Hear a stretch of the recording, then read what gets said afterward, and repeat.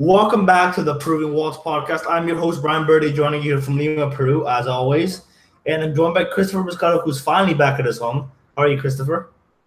I am just happy to be home. I did not like getting stuck somewhere in Chicago for a night. Home sweet home. Home sweet home. But you're in a different part of your room, so it made me think you were in a different location. Only a matter, Again. only a matter of time till we see you in Jupiter. So, oh yeah. I'm planning that for next week. my bad. I accidentally had the volume up for a second. I don't know if you heard that, but I turned it down, so no worries. And as always, I'm here with Peter Galindo joining us from Toronto, Canada. How are you, Peter? I am well, Brian. Thank you. It is still cold. It's April. I hate this. I really wish I was somewhere warm right now because this is ridiculous. Wow, you don't want to come to Peru because it's not very warm here either at the moment. The winter never ended. Let me put it that way. The winter never ended. Still warmer than here. Yeah, no, for I sure. always For sure. got a nice I think match scarf to keep me warm. Oh, nice one. there it is. Well, Anyway, to be sorry, fair, I had to show that off. Sorry, guys. well, Peter, if you want a warm place that I think that could be a good vacation place if you want to avoid the cold, go to Nunavut. I think it's a good place. Yeah, I think so too. You might be onto something. Okay. Well, anyways, let's get on to business. So first, we're going to talk about Peruvians abroad. This is kind of something we kind of shoehorned in last minute because I realized there are two players we need to talk about. First of all, Miguel Trauco, who is not getting the game time at Flamengo that he wants because he's been frozen out by Paulo Cesar Carpegiani, who has now been sacked. Now, here's the question: Flamengo were really not doing that badly. There are some rumors, and this is just theories. This is nothing coming from the club at all. That he's been sacked because of his favoritism to local players, almost to the point that it's too much that he's not playing the players that he should be playing. Cuellar, Marlos, Trauco, who are on contracts making money and they're not getting game time. Do you think that might be the reason he got sacked instead of poor results? Peter, I'll go to you first. I mean, it's certainly one of the factors, I'm sure, because you saw that fans, whenever they were talking about Flamengo on Twitter or wherever, and also mentioned in Global as well, the fans were not happy at the fact that some of these international players, or shall I say foreign players, weren't getting any minutes. And it was made worse by the fact that the players that were getting minutes over them were really not all that good and not even like that much better. Like we're talking a massive gap in quality. So that was certainly a factor. But look, they also fired their sporting director. They really cleaned house. So clearly just how things, I think internally there were probably, differences between the board and obviously the coach and the directors and everybody else involved. That probably was a factor. And I mean, when they're playing in Copa Libertadores and after last year's underachievement and just the general underachievement of that club over so many years, they probably figured, like, listen, we need to give ourselves the best possible chance because if we slip up in the Libertadores again at the group stage, this could be absolutely disastrous. No, I agree. And you also got to consider the money that the players are on. I mean, I'm pretty sure the board is going to lose patience if you're paying all these players and the manager isn't going to even play them. I mean, they brought Marlos Moreno, I think, for quite a bit of money. I believe he's on loan at the moment for Manchester City, and they brought him for quite a bit of money. And if I'm correct, he's played 1 or 2 games so far. I mean, state leagues or not, that is unacceptable. They're all money. I mean, you gotta make use of them. It's like I can't think of a good example right now, but it's like buying something really good or something really. I can't think of an example, but it's like buying something for lots of money and then never using it. Like, yeah. What's the point? Unless you're collecting, what would be the point of that? Christopher, what do you think on this whole matter? What do you think on Trauco and Carpegiani and his relationship with the foreigners? Well, I think that, I mean, you were just looking for an example of that, and a perfect example would be Paulo Guerrero last season when there was a few points there where he wasn't playing his best. He wasn't doing as well as he was doing, for example, with the Peru national team at the time. And the fans really came down on him because at one point he was the best paid player in South America. They were paying a lot of money for him. and he wasn't really performing his best. So it makes sense that if they would do that just on a like because of a player, that they would do that to a coach that is benching not one player but a lot of different players, including our very own Trauco. So I mean, like I haven't seen anything about them announcing a new manager, but hopefully, the next person that comes will realize who Trauco is and what he's capable of, especially after these two friendlies that he just had with the national team, and hopefully he will get a few more minutes. But other than that, I mean, I just kind of figure I'd reinforce your point. You also got to think that this was a bizarre appointment for Flamengo. I mean, I haven't checked how old he is, but he's definitely over 70. Carlos Bianchi back. It just doesn't work. Carpegiani won the Club World Cup with Flamengo, yeah, but that was 35 years ago. So why would you bring him back? I mean, he was the Paraguay manager, 1998 World Cup. I mean, I feel like he went and treated it as retirement, but you can't do that at Flamengo. So No. like if you the fact that he got sacked is for many reasons, and there's also rumors that his management style isn't really the most comfortable, that he does it from the stands, he uses a walkie-talkie, something like that. So it's it really isn't the it really wasn't the most, it was a bizarre appointment, I'll put it that way, because like I said, he was the Flamengo manager 35 years ago, and yeah, I think my example of Carlos Bianchi getting appointed for Boca once again, even though he was sacked last time, I think that was a fair example personally. Does anyone else want to jump in here to say something? Yeah, one thing I will say, that the heavy favorite to replace him, or at least the candidate that Flamengo want to hire, is actually Renato Gaucho, who won, of course, the Copa Libertadores with Gremio last season. So that is their number one target at the moment. If that happens, I think that would be a pretty decent appointment. Certainly for Trauco, because, I mean, let's be honest, he's a quality left back. We spoke about it last week, that he probably is, outside of the Brazilian fullbacks, the best non-Brazilian fullback in South America. And the fact that Flamengo probably can sell him this summer, at least after the World Cup, for tens of millions of dollars, you have to assume they want to put him in the shop window a little bit and play him and get him up to speed. And I think Renato Gaucho is a coach who will realize that, because, I mean, look at the squad he had at Gremio. It was loaded with talent, and not just Brazilian talent, but international talent of some of the highest caliber. So that's one area. The other area, I will address this, Brian. I checked Paulo Cesar Carpegiani's age. He's 69 years old. So you were almost there. Almost there. But anyways, I do think Renato Gaucho is a good appointment for Trauco as well. From what I've seen of René, he's more of a dynamic and physical fullback, whereas Trauco is more possession-based. And Renato Gaucho's Gremio team is very possession-based, almost reminiscent of Spain 2010, actually. So it's I think that will fit Trauco. I mean, I don't know how much they're going to put the long balls in, but I think a possession game does fit him. That's the kind of game he plays for Peru as well. Mm-hmm. I mean, I'm not saying Gremio and Peru are similar playing styles. They're actually very, very different, but they're both possession-based, so I think it could work. Christopher, I'll let you follow up on this point. How do you think a possession-based game like Spain in 2010 will work for a player like Miguel Trauco? You want to rephrase that question? Sure. So how do you think a possession-based game is going to work for Trauco? You see him playing a possession-based game for Peru, but now Gremio plays. They can play either a very dynamic possession game like Peru or a very slow possession game like Spain in 2010. How do you think that will work out for Trauco?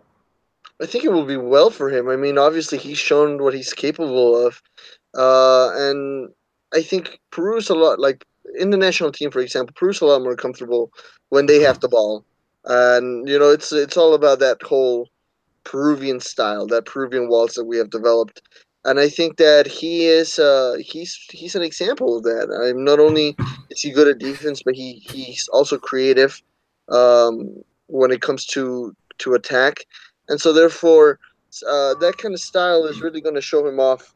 I think it's a step in the right direction for a coach to try to do that, and I think that Trauco would be an important piece of such a team.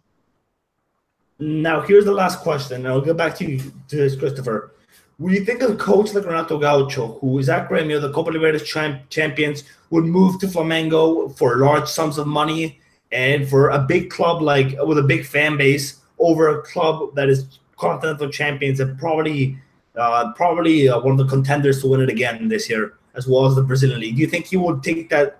I guess you could say step down. Some people might disagree with me there, but I guess you could take that say that step down to manage a club like Flamengo that's as big as and rich as they are. No, it's never a step down because for me, there's no such thing as bad publicity, basically. And being at a big club with history, it doesn't even matter if the club's not really doing that well, which is not Flamenco's case in the right now, right? I mean, they made it pretty far into their state tournament, and I'm sure they'll have a decent Brazilian championship. But just because of the name, that really brings fame to yourself. That brings something to that coach. So to me, that's never really a step down. And obviously, it will be his job to if right now we think that it's a mediocre team or if it could be doing better, it will be his job to make it great again per se. But no, there's a few teams I think that have that name recognition, that history behind them. Flamengo being one of them. You can argue Sao Paulo, Corinthians, Boca, River Plate, and so forth and so forth. Palmeiras in South America. That it's for you coaching one of those teams, it's always going to be a positive thing. He's also a former player of Flamengo, which is I do want to bring up though that, and I just checked this right now, that Renato Gaucho is actually from the south of Brazil, which is we're near Porto Alegre. So you got to consider that Grêmio, he feels closer to home. He's from, I think, Rio Capo do Sul. So I think it's something like that, but it's Rio Grande do Sul. Yeah, he's from the south. He's from the south of Brazil, and he's from the south of Brazil, and Porto Alegre is also from the south. I'm not sure if it's a suburb of Porto Alegre. I haven't really checked, but they're both near each other. That's my point, and I think that is another factor we have to consider. What do you consider moving to Rio de Janeiro, or would you prefer to stay at home, or you would assume most of his family is around there? So I think it's another thing we have to consider in this. I think Renato Gaucho could definitely fit in. I think he definitely helped Trauco's game, anyways. And yeah, if you guys have anything else to say, let me know. If not, we can move on. Do you guys have anything else? No, go ahead. Unless Christopher has something. Okay. Okay. Now we can talk about the other foreign player or the other Peruvian abroad, rather. And that's someone that you probably didn't expect us to talk about pre-pod, but we're talking about Alexander Succar, who is at FC Sion. Don't think he played more than one game so far. He's at loan and he's not done anything. He's not played a game in a relegation threatened Swiss side. That is not a good sign. Now, luckily, he's only on loan, but I mean, Cristal have a striker, a very similar striker that's probably better than Succar at the moment, and Manuel Herrera. If he is to come back to Peru, do you see him playing for Cristal or another club, or maybe an international club? I don't know. Christopher, what do you think? If you see Succar playing for another club in Peru, what would it be? Do you think it will be a club like? Do you think you could play for Cristal, who already have a striker, or do you think you'll go to a club that needs a striker but have money like Garcilaso? No, I totally see him going to a different club. I think the problem was that he was a little too desperate to go out there and try himself at international soccer, and it almost feels like he just took the first opportunity that came, when maybe doing the same thing that other Peruvians have done in the past or did this season would have been a better idea. Trying to go to Mexico, trying to go to Argentina. I can kind of see him doing that, actually, to be honest, because I'm trying to think really. I mean, I guess Real Garcilaso. I don't know if there's other teams in Peru that are in real desperate need of a forward right now. Obviously, Sporting Cristal is the favorite to win the Torneo de Verano at this point, and I don't think that there's much that they're going to be moving from their main squad just to make room for him, especially when he was the one that was desperate to go somewhere else. No, I wouldn't be surprised if he starts getting offers from maybe somewhere in Mexico, maybe somewhere in MLS. I mean, I'm thinking also like Ecuador could be a good market for someone like Alexander Zucker. I don't know what you guys think about that.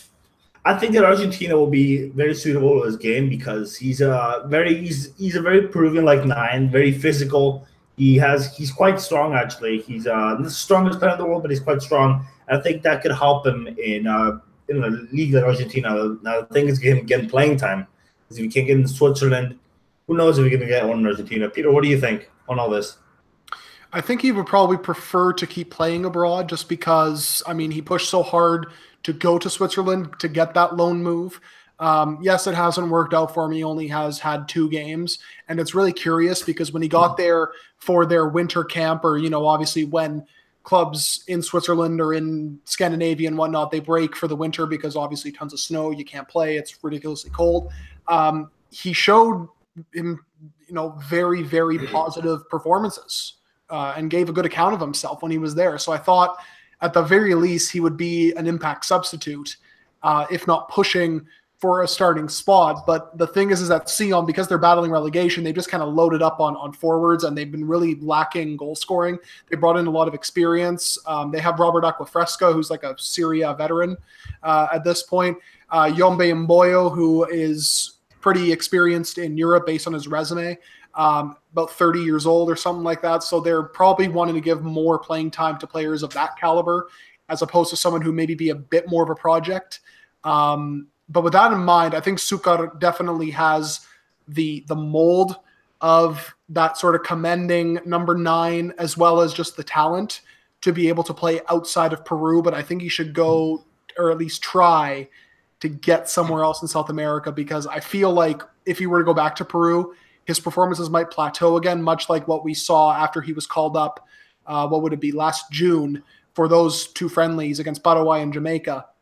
After he got back from the national team, his performances just really, really declined after that. So it might be positive for him to go outside of the country. Yeah, no, I agree. It could be anywhere. I don't know whatever happened to that Pumas agreement. I mean, that was also not curious. Although Pumas, he wouldn't have gone playing time either. They have, I believe, 2 strikers at the moment that are probably better than Sukar. So it's a curious one, but he's got to really win his place. He's got to win respect, and he's not done that yet. Apparently, he's not getting much of a chance in Switzerland. But I mean, what are you gonna say? What's happened's happened, and he's just not done. He's just not done enough. And I really feel like Christopher said, maybe he took a decision too soon. Maybe he was way too rash in what he did. So if you guys have anything else, if you guys want to jump in, I guess we can move on to the Libertadores. No? Okay. So we're going to talk about Alianza Lima first. I mean, that was the second match of the day, but we're going to talk about them first because there's really not a whole lot to say here. I mean, we all expected them to lose. We all expected them to lose like 2-0, 1-0, 3-0, so around there. And we all expected it to be very straightforward for Palmeiras. So what do you guys reckon on this match? I have a few comments myself. Peter, what do you reckon on the match, firstly? Well, in general, I think Palmeiras, at least in the first half, should have been up by more than just the solo goal. Lucas Lima and Keno and pretty much just that entire attack were just running circles around the Alianza defense. And Miguel Borja should have had a hat trick in that game, but he kept missing some really quality chances. Kudos to him for getting in the right positions, but no finish. Sounds like typical Miguel Borja. Exactly. And it's actually funny, too, because a scout contacted me after that game asking what do you think of his performance. And I'm like, well, it was a classic Miguel Borja performance. He did everything right except for the finish, which is kind of important for strikers. But I digress. For Alianza, it was sort of a performance that you maybe expected. Maybe not so much, you didn't expect maybe as sloppy of a game from them.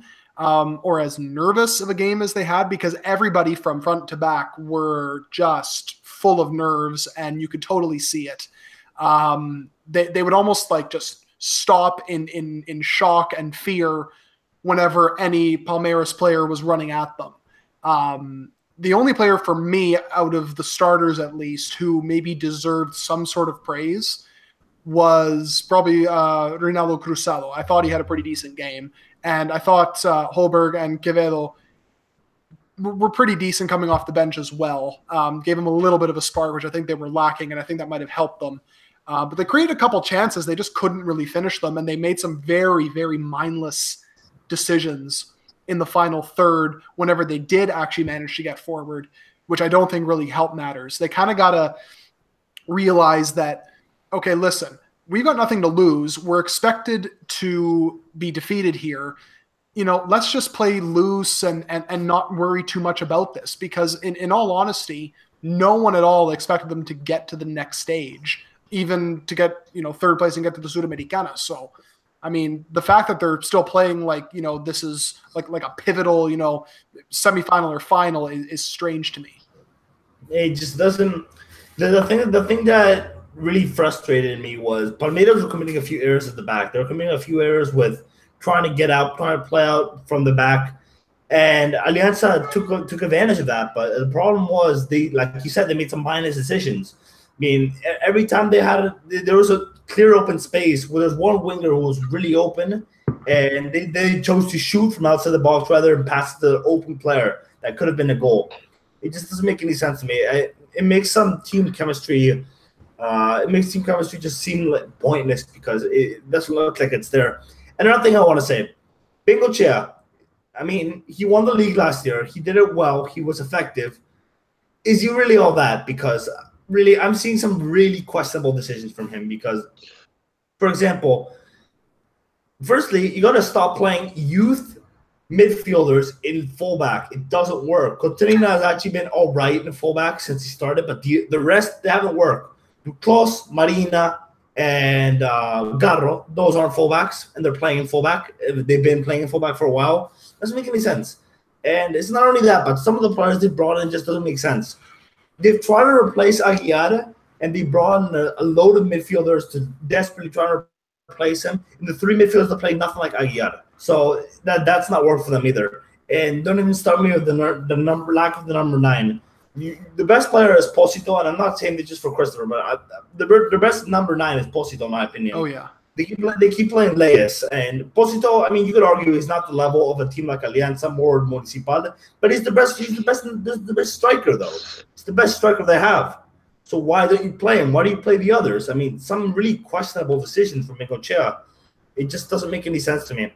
I can see Alianza going out of the group, scoring the minimum amount of goals possible. And I'm not optimistic for this. I can see them maybe getting a draw or winning against Junior at home, but that's it. I can't see them doing anything else. Christopher, what do you think on the Alianza matters as well as the match?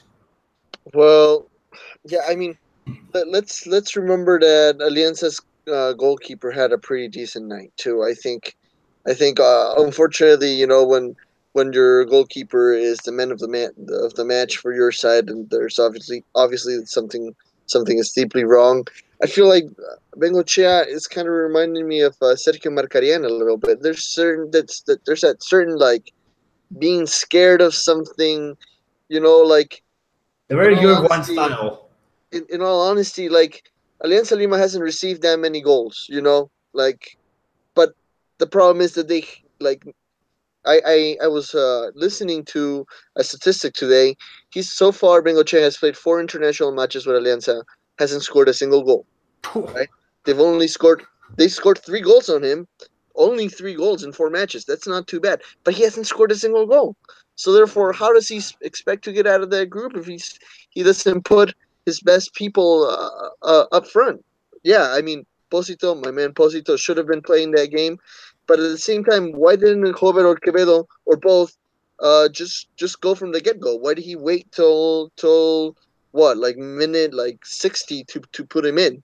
Mm-hmm. Right? I mean, we were kind of thinking the same thing against when they played Boca Juniors just a few weeks ago. It's kind of like I really don't know what he's doing there, or what his logic behind those moves are. But other than that, I mean, yeah, it was kind of a miracle that Alianza didn't get destroyed. Gabriel Leyes had a horrible game to me.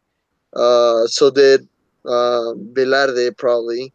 Cotrina, like you were saying, young guy, just got destroyed.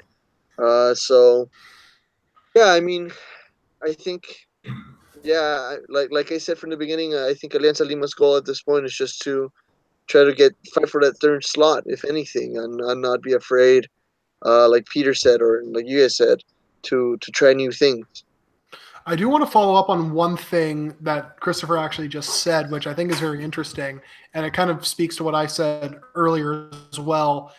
Like, we saw it against Boca a little bit. I know that he flubbed that chance late in the game that probably should have won them that match, but when Hoberg was playing in the match against Boca, they had a clear outlet for counterattacks.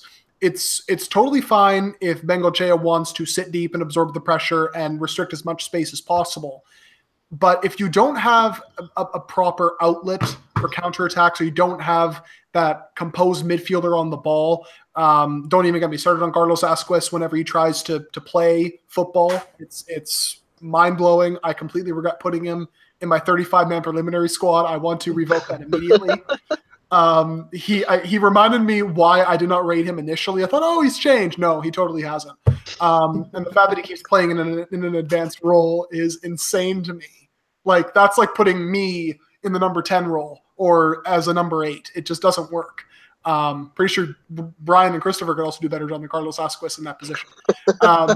Anyway, I can't. I'm the worst football in the world. Oh, don't. So is Carlos Asquez. Trust me.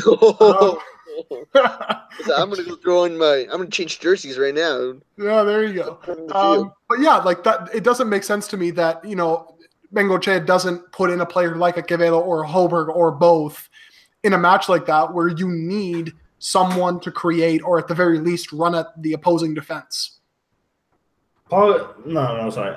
Asquez is the Peruvian Pogba. I'll put it that way. He's just so overrated. So overrated.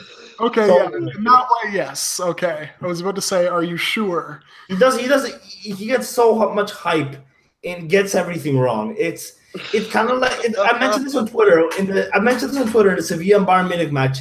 Kind of like the whole Insansi and Pogba debate. But you have Pogba, who is 100 million and plays for Manchester United. You know he's going to start for France. But we also know that Insansi should be the one that's starting for France.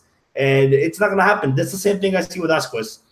Asquez, we know that he's not going to start for Peru, so that's it, kind of in a vice versa type of way.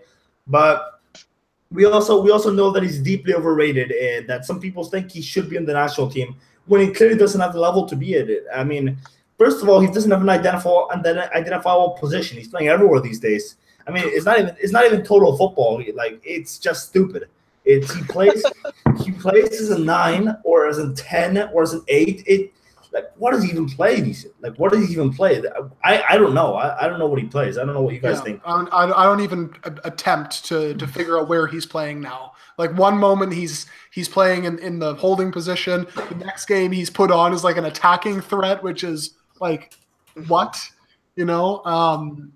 Yeah, it's incredible to me. And maybe that's partially Bengochea's fault, because he doesn't necessarily know where to fit him in, and maybe he's pressured to start him all the time, but maybe doesn't necessarily want to, because if he puts him deep, then Tomas Costa doesn't really have a role, right? If he puts him a little more advanced, then, you know, one of, 2 or 3 players might get pushed out. So maybe he has a bit of a dilemma in that regard, but really, I mean, it's not much of a dilemma on the surface, in that he just shouldn't be playing in an advanced role. He should be a center back, or he should be at the very most just a holding midfielder in the mold of Felipe Melo, who just sits there and acts as a destroyer. And that is the maximum for me. I honestly think that Carlos Asquez should go back to what he was originally at. I mean, I don't know what he was when he first started. I'll be honest, I didn't really follow him when he first came out, but when he was first called up and Bengochea in the Peruvian national team, he played as a roaming playmaker, and I thought he did very well there. Now, what does he do now? Like, is he burnt out? Does any position work for him? As a center back, he's just going to play it out every single time. And we all know he doesn't have the ability to do that anymore, because he does everything wrong these days. So I don't know. This is a debate for another time, I think. But this is really, it's mind-boggling. And, yeah, I don't know why anyone would think that he should be in the national team, because he clearly doesn't have the level. And he's not doing he does have the level, but does not have an identifiable position. He isn't filled with confidence, and I mean, it's frustrating, because he has the level. He could be the best player in the division if he wanted to. He's not even close. So it really speaks for how much effort it's putting in. reminds me a lot of Paul Pogba. It really does. He doesn't. I'm not talking about him doing dabs. I'm not talking about him doing dabs and painting his hair different colors. That'd be Ruiz, but Ruiz is actually a good player. It's the only difference. Boom roasted. Okay, now we can talk about Real Garcilaso versus Nacional. Another disappointing match, but I guess we'll start with this one myself. Garcilaso were disappointing on the night. I'm not having that they couldn't break down Nacional because they clearly did. They just missed a load of chances and they were extremely wasteful. So I'm not giving any credit to Nacional. I thought they were pretty poor as well. I thought they were actually good on the counter, and that's that. I thought they were poor otherwise. But Garcilaso needed to take advantage of that match, and they needed to win. And I'm not gonna say they need to win yet, but they could lose, and they also needed to make sure that they score those goals, and they did not. I mean, I know that's very Michael Owen-ish, what I'm saying right now, but they needed to score the goals that they wasted. It's that simple. I know it sounds very obvious, but I mean, there's no other way to put it. Nacional also made the same mistake as Santos that they got to Cusco the day of the match. It was the day before the day. They were in Lima today. Luis Aguirre got an ovation from the Alianza fans, deservedly so. But it was a disappointing match. But I don't think the draw is the worst thing that can happen for Real Garcilaso, because with the winning against Estudiantes, which you'd still assume they will get because of the altitude, even despite this match, they're probably going to go through a third. Because Nacional are sitting at 2 points at the moment, and I can't see them getting a win. They could get a win actually in Argentina, but at home against Santos, I can't see them winning because the thing I was going to mention about Garcilaso is that their best chance at a point is in Uruguay. It's not that I think Nacional are a poor side; it's just that I think they're poor at home, which is different. Because at home, in the last 2 years, and this includes this year, they've not been very good. And they're not very good at scoring goals either. They're very much an effective Uruguayan team, kind of like Alianza Lima. So it's our style is very similar, and I don't think that a draw is the worst thing that could have happened for Garcilaso. So I think that if they lost, that was that, because Nacional would have leapfrogged them in the table, and I don't think third would have even been a possibility. Because I mean, we're gonna assume they're gonna lose in Brazil. Let's just assume that. But in Uruguay, I'm hoping that they can get at least a point. What do you think, Christopher? Well, I think regardless of the lack of Waltz, I think it was a pretty exciting game. And it was just like, I think for all of us, it was like, when is Garcilaso going to score? When are they going to score? Like, they were so close. And at the same time, also, Nacional had a few chances. Nacional came to Cusco very defensively, very much scared. And at the same time, Garcilaso also felt a little bit hesitant, at least in the first half. It was like they too were scared, even though they were the ones at home. So those two things kind of balanced each other out, where it wasn't like someone was playing too defensively and the other ones was, like, didn't have any opportunities. It's like both teams really had I don't know. I think at least I enjoyed the game. I think it was a pretty game. I think it was cool. It was nice to kind of see both sides go back and forth. But other than that, I don't know. To me, I would agree with you in that, like, no, the 1 point isn't enough. I mean, it's good. It's better than zero. You're right. But this is not Alianza Lima Boca Juniors, right? Like, this is Real Garcilaso at home in Cusco against Nacional. A Nacional side like you just said is not that great, and it's unfortunate. I think this was a really good chance for them to get ahead, and winning that game would have meant that they probably could have moved on to the next stage. But I honestly don't see them doing it anymore, unless a few things happen that are not so much in their control per se. But well, other than that, I think what's his face, Landauri had a pretty bad game, but Ramu had a pretty good game. Yeah, I think those are kind of my highlights for that. And I also want to mention that I mentioned this earlier, but the Garcilaso are probably going to have to get a go on Uruguay. And then I mentioned that they're probably going to be their current rivals against Nacional if they want to get through to the next round. I think that third place would satisfy me better than the last two Peruvian teams. I mean, in 3 games, Garcilaso have done better than all the Peruvian sides combined last year. So I guess this is something we're going to be excited about. But again, I'm just trying to think as positively as possible. I mean, I don't think the draw is the worst thing that could have happened, like I said. But I like Christopher also mentioned, I expect so much more. Peter, why don't you give your opinion on all this? Well, I agree with Christopher in that I think that not winning the game rules them out potentially for actually getting to the next round of the Libertadores, which could have actually been possible had they had 6 points after 3 games, with still Estudiantes to come, with the chance to grab points in Uruguay. Very easily could have ended up with 10 points or so, which obviously could have been enough to get through. But if you're looking at the preseason expectations, which I will agree with you on this, Brian, the draw isn't the worst thing because they still don't lose any ground to Nacional. They still have opportunities to pick up points. But just the way that they played was disappointing, I think. Yeah, I totally agree. Like that to me, what was the most disappointing aspect of it all? If they played well and drew, okay, fair enough. You gave it your all. Yeah, you had the altitude advantage, but regardless, it still would have been fine. I know you tweeted this, Brian, and I will back you up on this because I am a massive fan of him. They missed Gustavo Dulanto a lot in that defense. It was a bit of a mess. Nacional had a couple of very good chances. If it wasn't for a couple of lucky misses and or hitting the post, they probably would have ended up getting their goal and their eventual win.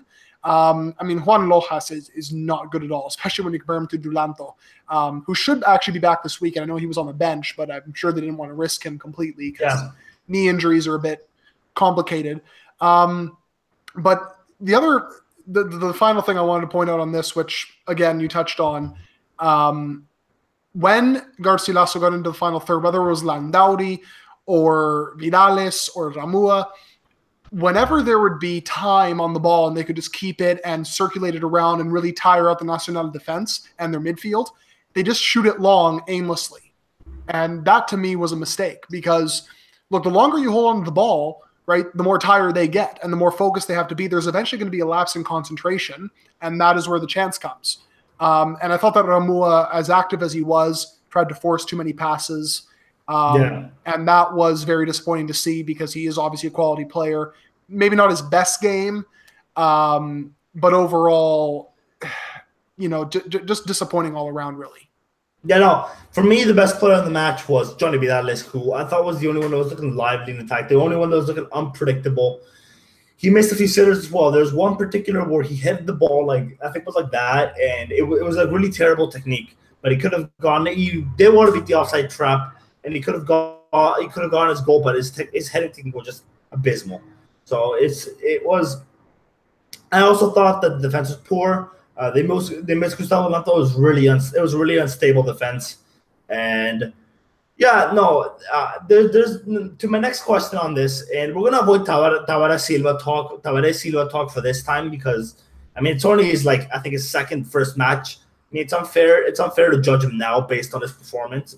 It's not a good start, but this is a completely different Garcia side to what he had last time. I think Ramua aside, actually, I don't even remember he had Ramua on that team. I'm not sure if he has a Cristal already, but no. What I was saying was we're going to talk about a different match, actually, non-related to the players like Garcilaso or this match, but is related to the group. Estudiantes versus Santos is the next game of the match.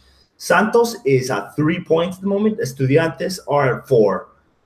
Who would you rather win in this match? What do you think would be better for Garcilaso?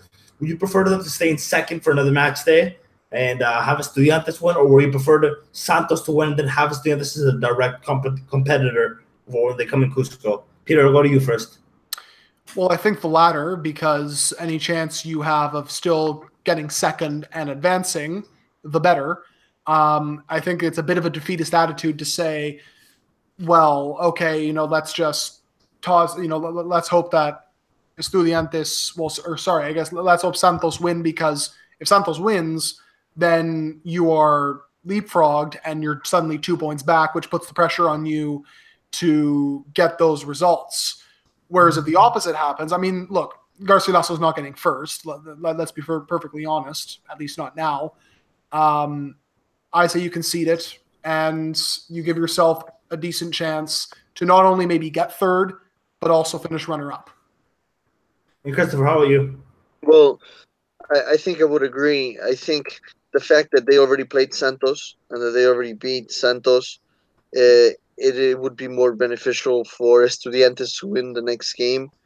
So therefore, their game against Estudiantes at home will probably be, or hopefully be, a more relaxed, not so defensively packed down Argentine side that they would have to face. And so I think that would, Estudiantes kind of having what, 7 points if they win, will kind of make them feel like, we're basically there. So therefore, by the time that they get to Cusco, Real Garcilaso will probably have a better match. And I think that scenario could, I would agree with Peter, they could probably finish runner up if something like that was to happen. But if Santos wins, then yeah, the Real Garcilaso gets leapfrogged, and then yeah, after that, it would be really a tough fight against Estudiantes once Estudiantes gets to Cusco. And if I'm correct, this is the last match for Garcilaso. Peter, if you can check really quickly while I'm talking, I guess that would be nice. But it is one of the last matches because I believe Nacional is the next match again in Uruguay, if I'm correct, and that's going to be another key match. Garcilaso can get a point there, then they're in good grounds. But like you guys mentioned, I think it would have been better for Garcilaso to win yesterday. So their schedule from match day 4 to match day 6, they go to Nacional, then they host Estudiantes, and then they go to Santos on the final day. So they've got to really take advantage of the next 2 matches then. There's no other way around it. Yeah. Santos, I can't see anything from Santos. They shouldn't expect to get anything from Santos. I mean, they can believe in themselves. They're going to try, but they shouldn't expect to rely on it. That's my point. Because they're probably going to lose that, in all fairness. So, yeah, I guess we can move on now to the questions. Peter, can you get up the only question we got? I can. It is right here. And we got it from actually a friend of the show at Rick AFCA, and he asked us actually a Libertadores themed question. This might get a little complicated, so bear with us. But he wanted to ask us a question about the future of Peruvian football, and in how many years can we finally see Peru-based teams fighting for the Libertadores title? I will give my quick answer before shifting it over to you guys, and in just that it is very complicated and it is next to impossible for them to possibly fight for the Copa Libertadores title. So with that, I will pass over to you guys. I guess, Christopher, if you want to tackle this question first, go ahead. Yeah, no, I think that Edwin Oviedo, the Peruvian FA president, is doing a lot of good stuff to bring reform that will help Peruvian football, from youth system leagues and making the clubs be more professional. But honestly, we're barely. This is the beginning. We're barely getting started. We gotta hope that in the next 5-10 years there will be some fruits to all of this labor. But honestly, I don't see anything in the near future where we will say, oh yeah, there's going to be this one Peru side that's really just going to kick trash at Libertadores, to be honest. I don't think that there's going to be any that's going to fight either. I do think that it is frustrating how these Peruvian clubs handle, because they could be doing so much better. It's not that I think that they're useless. I think that their transfer are useless, because Alianza had, since I think the Apertura of 2017 when they won, to prepare for this Libertadores, and the new reinforcements, most of them except for Thomas Costa, have been trash. So it's not. It's terrible. Garcilaso's reinforcements have been terrible as well, I gotta say. I mean, I as much as I like Landaude this season, as much as I like Duranto's really the only one that I can praise, because Landaude is not really an upgrade. I mean, he's a good player, that's that. And they lost Carando as well, Danilo Carando, who I think could have made an impact. Now they brought in Diego Mayora, who's a massive downgrade. And I honestly don't think that is good transfers. And there's also Lau in 2016. I mean, they were the best Peruvian side in a long time, and they weren't in any continental competition. They were in the Sudamericana, but they played in it after they've lost all the players. So it's frustrating to see. And it's also some of the tactics are really questionable as well. Peter, Christopher, do you guys have anything else to add to this?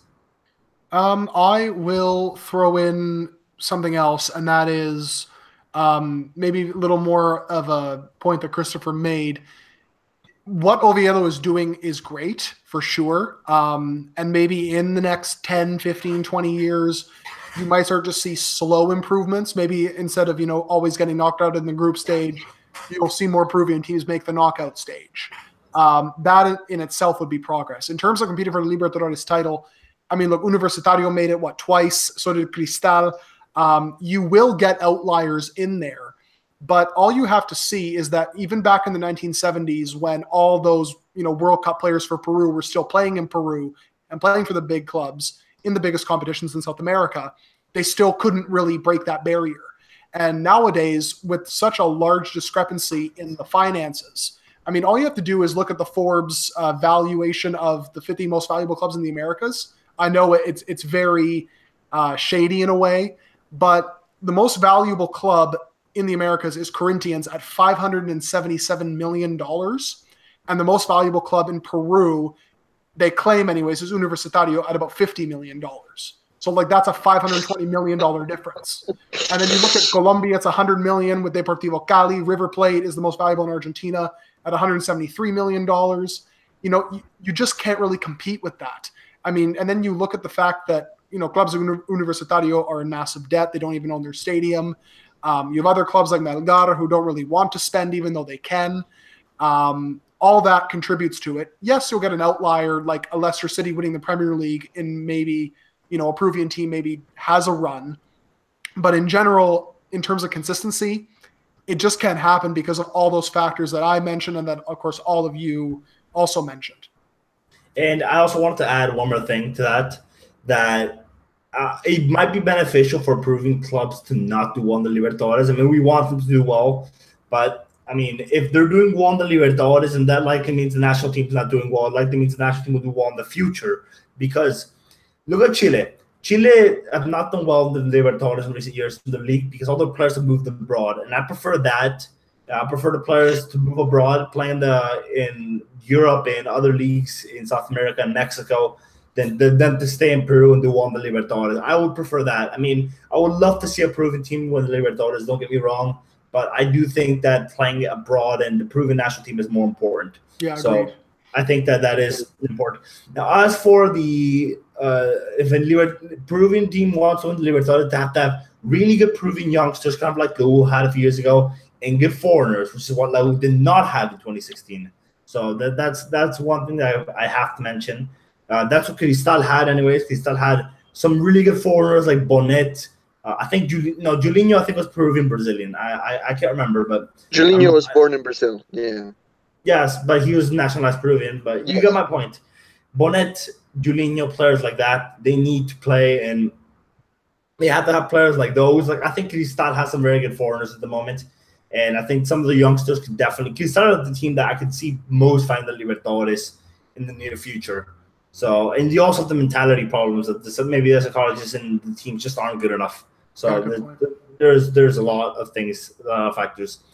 So yeah, that's enough for this question. We're going to talk about briefly the Descentralizado, and then we're going to end the pod. Peter, I'll start with you with your brilliant Sport Boys prediction. that was great. Oh, it was so good. I fell victim to the moment. I never ever do that. Whenever there's a new team promoted, I always assume they're going to start out slowly.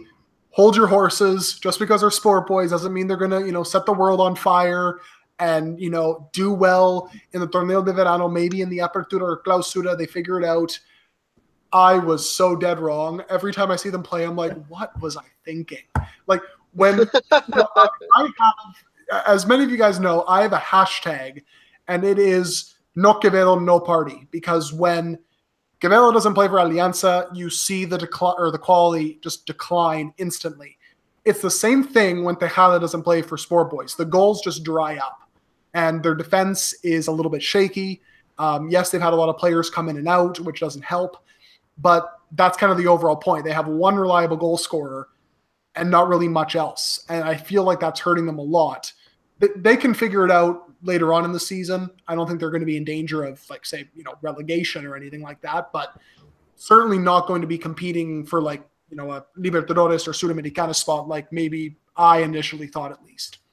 I think they are going to improve. I think Mario Tajima's having a very good season, for example. But yeah.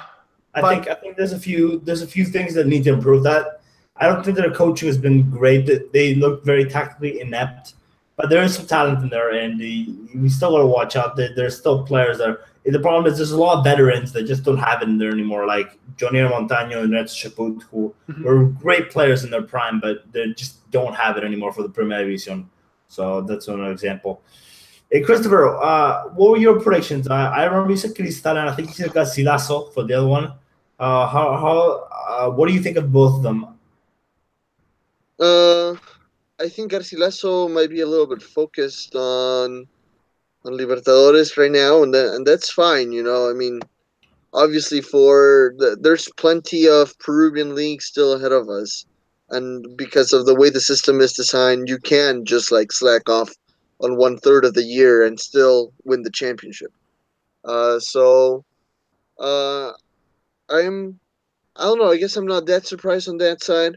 Sporting Cristal, I am a little bit more surprised. Like I actually I thought they were going to do well. I mean, they're always one of the teams that are going to compete for the tournament every year, but they looked a little bit more shaky, especially after last year and everything that happened. But yeah, I think Sporting Cristal for sure is going to be the one that's going to take this Torneo de Verano. For sure, at least in their group, there's no one else that's even close to them anymore. And on the other side, I don't know. I kind of hope to see. I mean, it would be nice for Sport Huancayo or Melgar, but it'd also be nice for like Cantolao to really make it to the final. So that I still have some hope on that. Cantolao do have to mount a big comeback because they lost a crucial game against Huancayo, but I still think Huancayo are going to be first. Personally, I said that at the very beginning because Gironi is a great coach. He has his problems. I have the nitpicks with him, but tactically, there's no one better than him in the country. And I think that Huancayo are going to give Cristal a run in that final. I mean, I don't know if they can get something from the home leg. I'm just assuming if they're qualified, could very well be Melgar or even Cantolao. But if they do, if they give the Cristal a run in the home in Lima, then they've almost got it won because in Huancayo, I mean, it's not a show up and win. I'm not saying that, but Huancayo, if they put their best performance, that is what they need to do because Huancayo they run riot at home. I've said it plenty of times before, and I'm gonna keep saying it till the cows come home because they really do. They really are. It really is a fortress. That's the stadium, and yeah, we're not really gonna review the Apertura here, but who have been some of the revelations for you guys? Christopher, I'll go to you because I know you have a few that have come up from the Segunda División that you might want to talk about. Yeah, so you mean player-wise? Yeah.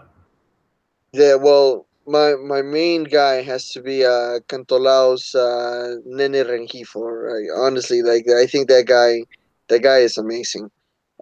Very humble beginnings. He played for my side sport Ancash. He was also in Copa Peru last year, and all of a sudden he's in first division with Cantolao. So I think he is someone that I think none of us had on our radars, really. He Like played, none of his us first club mentioned. was Audacity Lorin, I want to mention, in the Copa Peru. They're not even a departamental side. They're not even a nacional side. They are very much a distrital side. And that's where he started. He didn't play at any club like La U, Alianza. He started in Copa Peru. Right. Posito, who well, last year he had already played in first division. Obviously, I think Posito's having a really good season too. I think he, like you said, he's one of the best ones at Alianza Lima right now. Those are my main two for sure. I'm trying to think of other ones. I think the goalie for Cantolao is always someone to to have as a good example of someone that had a good that started at second division too. I can't remember his name at the moment. But anyways, Nicosia. Yes, yeah, Nicosia. I think he's a pretty decent goalie. So those would be my top three. And Peter, what about your revelations? One for me, just because no one saw this coming, would be Ake Loba. I know that I was going to say that he hasn't been playing, but I mean, 4 goals in 8 games. Did anybody really expect him to hit the ground running this quickly, especially, being new to the country, not speaking Spanish? I mean, that makes it very difficult. And the fact that he just immediately started scoring is massive. That for me is probably number one, and it isn't even really close.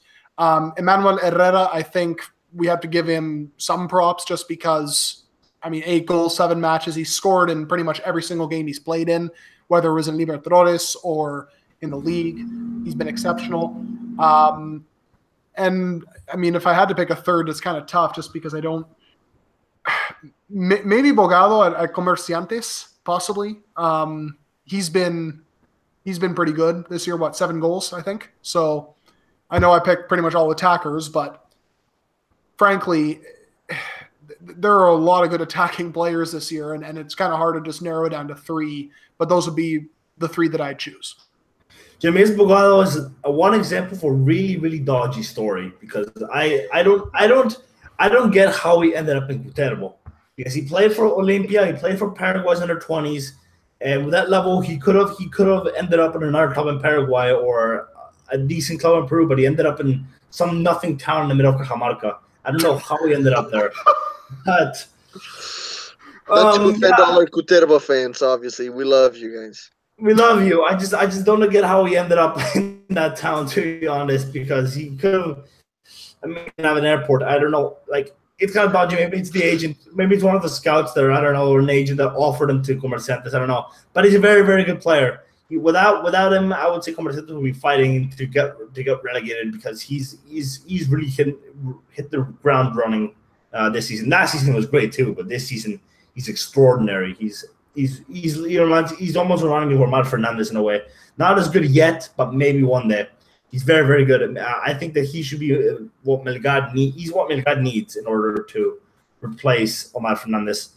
And I'm not going to name 3. I never said 3. But I agree with Rengifo. It was also surprising me.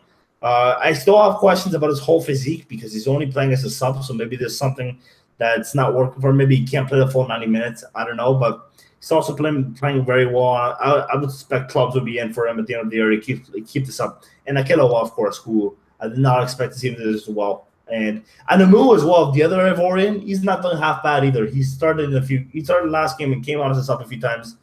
Not bad at all. So one more that I'm going to add. I don't know what your personal opinions are about Raymond Manco, but I think he's having a pretty decent season at Unión Comercio too. I mean, obviously there was the whole scandal, all the scandals that there has been around here, but I think he's being chill. He's in a small town, right?